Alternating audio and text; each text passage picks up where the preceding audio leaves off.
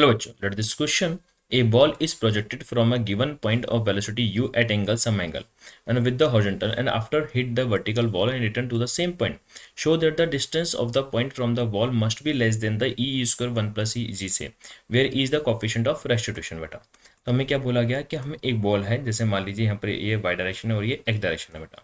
यहाँ पे हमने एक बॉल को प्रोजेक्ट किया जिसकी वेलोसिटी यहाँ पर क्या है यू है बेटा, और वो यहाँ पे प्रोजेक्टल मोशन करती है। तो कोई भी बॉल जो प्रोजेक्टल मोशन करती है और उसको यू स्पीड दी जाती है एट ओरिजेंटल से थीटा एंगल पर दी जाती है बेटा, ठीक है, यू मीटर पर सेकंड की स्पीड से। तो उसकी जहाँ पे वो हिट करती है वो उसकी रेंज होती है ना, और उसकी जो रेंज को कैलकुलेट करने के फॉर्मूला होते हैं, मैक्सिमम हाइट को कैलकुलेट करने के फॉर्मूला होते हैं। और एक्स डायरेक्शन में जिसकी स्पीड बनती है वो यू एक्स स्पीड होती है, इनिशियल वेलोसिटी इन एक्स डायरेक्शन होती है यू कॉस्ट बेटा। और इसी प्रकार से उसकी इनिशियल वेलोसिटी का वाई डायरेक्शन में कंपोनेंट होता है, वो आपके पास यहाँ पे यू साइन थीटा होता है बेटा।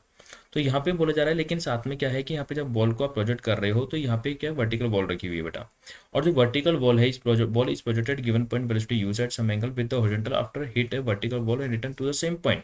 तो बट प्रॉब्लम ये है कि यहाँ पे एक वर्टिकल बॉल हमने यहाँ पे लगा रखी है बेटा, ये वर्टिकल बॉल है बेटा, और जो वर्टिकल बॉल हमने लगा रखी है उसको बेटा वो बॉल क्या करती है हिट करती है, और जैसे बॉल उसको हिट कर जाती है तो वापस से वो क्या करती है सेम पॉइंट पर रिटर्न कर जाती है बेटा। यहाँ पे हमने क्या लगा रखी है, एक वर्टिकल बॉल लगा रखी है, ये वर्टिकल बॉल हो गई, ये क्या बेटा हमारे पास वर्टिकल बॉल है। और यहाँ से हमने बॉल को फेंका तो बॉल यहाँ पे हिट करी, और हिट करने के बाद वो वापस इसी पॉइंट पे रिटर्न कर जाती है जिस पॉइंट से उसको आपने थ्रो किया था। तो यहाँ पे जब हमने उसको थ्रो किया था तो इनिशियल स्पीड यू थी, तो उसका जो इनिशियल कंपोनेंट था वो यू एक्स था, और जो वर्टिकल कंपोनेंट था वो आपके पास यू वाई था। लेकिन जब पार्टिकल किसी पॉइंट पे हिट करता है तो हम जानते हैं कि उसके दो कंपोनेंट की वेलोसिटी होती है, एक एक्स डायरेक्शन में स्पीड होती है और एक वाई डायरेक्शन में उसके पास स्पीड हो जाती है बेटा। लेकिन जब कॉलिजन्स होता है तो जो एक्स डायरेक्शन में जो स्पीड होती है, मतलब कॉलिजन वाली सरफेस की जो परपेंडिकुलर वेलोसिटी होती है वो आपकी चेंज हो जाती है, उसके डायरेक्शन जस्ट अपोजिट हो जाती है बेटा, उसका मैग्नीट्यूड ई टाइम्स हो जाता है। लेकिन ई टाइम्स हो जाता है तो यहाँ पे जो मैग्नीट्यूड हो गया वो उसका क्या हो गया ई वी एक्स टाइम हो जाता है, मतलब ई टाइम्स हो जाएगा। और लेकिन जब पार्टिकल प्रोजेक्टल मोशन करता है तो हम ये भी जानते हैं कि एक्स डायरेक्शन में स्पीड कभी चेंज होती नहीं है। तो एक्स डायरेक्शन में स्पीड कभी चेंज नहीं होती, तो इसका मतलब ये हुआ कि यहाँ तो इसकी जो वेलोसिटी यहाँ पे जो वी एक्स हो गई है वो तो होगी यू एक्स, और यू एक्स इसके बराबर है यू कॉस्टा के बराबर है। और जब रिटर्न करेगा तो उसकी जो वेलोसिटी हो जाएगी यहाँ पे वो ई वी एक्स हो जाएगी बेटा, ई वी एक्स मतलब ई टाइम्स हो जाएगी initial velocity you cos theta का, यहाँ पे ई टाइम्स जाती है ना। और जो पैरेलल वेलोसिटी यहाँ पे जो पैरेलल कंपोनेंट है वेलोसिटी का, तो यहाँ पे क्या होगा जब वो हिट कर रहा है तो वापस इसका मैक्सिमम पॉइंट बनेगा, मतलब यहाँ पे वेलोसिटी आपकी जीरो हो मतलब मैक्सिमम हाइट पॉइंट हो जाएगा बेटा। तो यहाँ से वापस क्योंकि बॉल वापस रिटर्न करेगी बेटा, वापस आपकी रिटर्न करने वाली है, तो वापस रिटर्न करने वाली है और रिटर्न करते करते बेटा वापस वो कहाँ पर आ जाएगी ए पॉइंट पर आ जाती है बेटा। तो जाने में उसको टी1 टाइम लगा और आने में उसको टी2 टाइम लगा बेटा। तो पहले बॉल ए से बी गई, फिर बी से ए गई और वापस उसी ए पॉइंट पर आकर के वो हिट कर जाती है जिस पॉइंट से वो गई थी बेटा। तो टोटल जो डिस्टेंस इसने ट्रेवल किया है वो इससे कम होगा, वो हमें प्रूफ करना है बेटा। तो बेटा बॉल पहले ए से बी गई और फिर बी से ए आती है, तो ए से बी जाने में टी1 टाइम लगा और बी से ए आने में भी टी2 टाइम लगा बेटा। तो हम जानते हैं कि जो टाइम ऑफ फ्लाइट का जो फॉर्मूला है, टाइम ऑफ फ्लाइट का फॉर्मूला होता है 2u सेंटर अपॉन जी बेटा। मतलब 2u सेंटर अपॉन जी में हम देखें तो टाइम ऑफ फ्लाइट के फॉर्मूले में यहाँ पे वर्टिकल कंपोनेंट ऑफ वेलोसिटी आता है अपॉन जी आता है बेटा। और वर्टिकल कंपोनेंट ऑफ वेलोसिटी बेटा कॉलिजन्स की वजह से चेंज नहीं हो रहा बेटा, कॉलिजन्स की वजह से जो चेंज हो रहा है वो केवल केवल हॉरिजॉन्टल कंपोनेंट चेंज हो रहा है।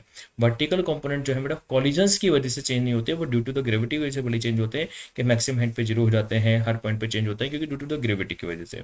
बट कॉलिजन्स की वजह से वर्टिकल कंपोनेंट आपका कांस्टेंट है, मतलब टोटल टाइम ऑफ फ्लाइट आपका कांस्टेंट रहने वाला है, मतलब जो टोटल टाइम में टी1 प्लस टी2 वो टोटल टाइम ऑफ फ्लाइट के बराबर होने वाला है। तो टोटल टाइम ऑफ फ्लाइट हम लिख सकते हैं बेटा कितना होगा 2u sin अपॉन जी, मतलब यहाँ पे हम ये कह सकते हैं कि टोटल टाइम ऑफ फ्लाइट आपका यहाँ पे चेंज नहीं हो रहा है बेटा, ठीक है। Total time of flight particle का 2u sin अपॉन जी होता है। लेकिन हम यहाँ पे इसको टोटल टाइम फ्लाइट कैसे लिखेंगे वो भी आपको मैं बताऊंगा, पहले टी1 टाइम लिख लेते हैं। तो टी1 टाइम क्या होगा बेटा कि पार्टिकल पहले कहाँ से कहाँ गया, ए से बी जाता है बेटा, और ए से बी जाता है तो वहाँ पे वो कितना टाइम कितना लगेगा, टाइम अगर हमें लिखना है तो टाइम आप लिख सकते हो कि यहाँ पे एक्स डायरेक्शन में स्पीड अपॉन डिस्टेंस, और डिस्टेंस यहाँ पे कितना है बेटा, यहाँ पे जो वर्टिकल बॉल रखी गई है जो पॉइंट ओ से वो कितनी डिस्टेंस पर है अगर हम देखते हैं तो बेटा हम उसको यहाँ पे टी1 टाइम लिखना है तो टी1 टाइम हम इजीली लिख सकते हैं, यहाँ पे टाइम कितना लगा होगा डिस्टेंस अपॉन स्पीड से हम उसके टाइम को लिखा जा सकता है बेटा, ठीक है। तो यहाँ पे speed equal to distance upon time होता है, स्पीड इक्वल टू क्या होता है बेटा डिस्टेंस अपॉन टाइम होता है बेटा। तो डिस्टेंस अगर अपन मान लें कि जाते समय एक डिस्टेंस रहा है तो डिस्टेंस तो आपकी एक्स हो गई और स्पीड कितनी रही है बेटा यू कॉस थीटा रही है बेटा। और इसी प्रकार से अगर टी2 टाइम की बात करें डिस्टेंस एक्स हो गई और स्पीड जो बेटा ई यू कॉस्टा हो जाती है, तो हमने टाइम लिखा बेटा टी1 टाइम भी लिख लिया और टी2 टाइम भी लिख लिया बेटा। अब हमारे पास T1 टाइम भी है और T2 टाइम भी है बेटा, और ये टोटल टाइम का जो समीशन है यहाँ पे जो x अपॉन यू कोस्टा का x अपॉन यू कोस्टा, और यहाँ पे जो हमारे पास एक और स्पीड हो गई है x upon E U Costa जो स्पीड हो गई है बेटा, ये टोटल टाइम किसके बराबर होगी, जब आपने बॉल को प्रोजेक्ट किया था यहाँ पे यू स्पीड से कितने एंगल पे, थीटा एंगल पे बेटा। तो बॉल यहाँ पे ऊपर की तरफ गई थी कितनी स्पीड से बेटा, यू सेंटर की स्पीड से बॉल ऊपर गई थी बेटा, और ऊपर जाकर के वो मैक्सिमम हेड पे जाके वापस भी आई होगी बेटा। तो जब किसी भी बॉल को हम प्रोजेक्ट करते हैं, जब किसी बॉल को प्रोजेक्ट करते हैं बेटा, और वो बॉल प्रोजेक्ट करने के बाद वो जब वापस उसी पॉइंट पे लौट आती है, तो बॉल को देखो जो ऊपर जाके और नीचे आने में जो टाइम लगता है वो टोटल टाइम जो होता है वो हमेशा 2u/g के बराबर होता है बेटा। ये हम जानते हैं कि जब भी किसी बॉल को अगर ऊपर फेंका जाता है और बॉल जाती है वर्टिकल अपवर्ड जाके वापस जब वर्टिकल नीचे आ जाती है, तो जो टोटल टाइम होता है वो टोटल टाइम हमेशा किसके बराबर होता है बेटा, 2u/g के बराबर होता है।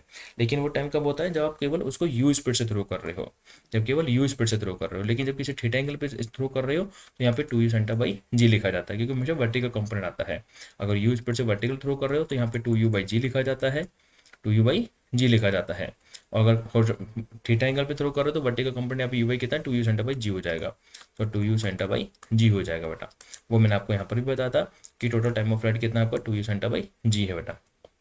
यहाँ से हमें टोटल डिस्टेंस लिखना है कि जो यहाँ पे डिस्टेंस होगा तो कितना होगा बेटा। तो यहाँ से अगर मैं x अपॉन यू कोस्टा को कॉमन ले लेता हूँ तो u अपॉन कोस्टा कॉमन लेने पर 1 + 1 अपॉन ई बच जाएगा बेटा, और यहाँ पे 2u sin theta upon g हो जाता है। तो यहाँ पे जो डिस्टेंस हम लिखते हैं तो बेसिकली डिस्टेंस कितना हो जाएगा, 2u² sin theta cos theta, और यहाँ पे e ऊपर चला जाएगा और e+1 आपका यहाँ पे नीचे हो जाता है। ठीक है, e+1 आपका यहाँ पे नीचे हो जाता है। तो यहाँ पे जब हम देखते हैं तो 2 sin cos थीटा आपके पास यहाँ पे क्या हो गया, sin 2 थीटा हो जाता है बेटा। तो यहाँ पे अगर डिस्टेंस को देखें तो हमें यहाँ पे जो डिस्टेंस कैलकुलेट करनी थी कि जो डिस्टेंस आपकी वो लेस देन होनी चाहिए, तो हम यहाँ पे देख पा रहे हैं कि डिस्टेंस का जो फॉर्मूला है वो बेसिकली यहाँ पे क्या हो गया, e(u²) sin 2 theta upon e+1 हो जाता है बेटा। ये हमारे पास डिस्टेंस हो गई बेटा। तो अगर मुझे मैक्सिमम डिस्टेंस की बात करनी है तो मैक्सिमम डिस्टेंस कब होगी, थीटा = 45 डिग्री पर होगी। कि थीटा 45 डिग्री होगा तो sin थीटा का वैल्यू हमारे पास 1 हो जाएगा, sin 90 बेटा। तो मैक्सिमम डिस्टेंस हमारे पास e² 1 + e हो जाती है बेटा। तो अगर ये मैक्सिमम डिस्टेंस है तो डिस्टेंस या तो इसके बराबर होगी या फिर इससे कम ही होगी बेटा, या डिस्टेंस से कम होगी या फिर इसके बराबर होगी, बट इससे ज़्यादा नहीं हो सकती, क्योंकि मैक्सिमम डिस्टेंस कितनी है, e² 1 + e है। और हमें यही प्रूफ करना था कि डिस्टेंस इससे कम होगी बट इससे ज़्यादा नहीं हो सकती। तो ये हमने इसको यहाँ पे प्रूफ कर दिया है। ओके बेटा, थैंक यू।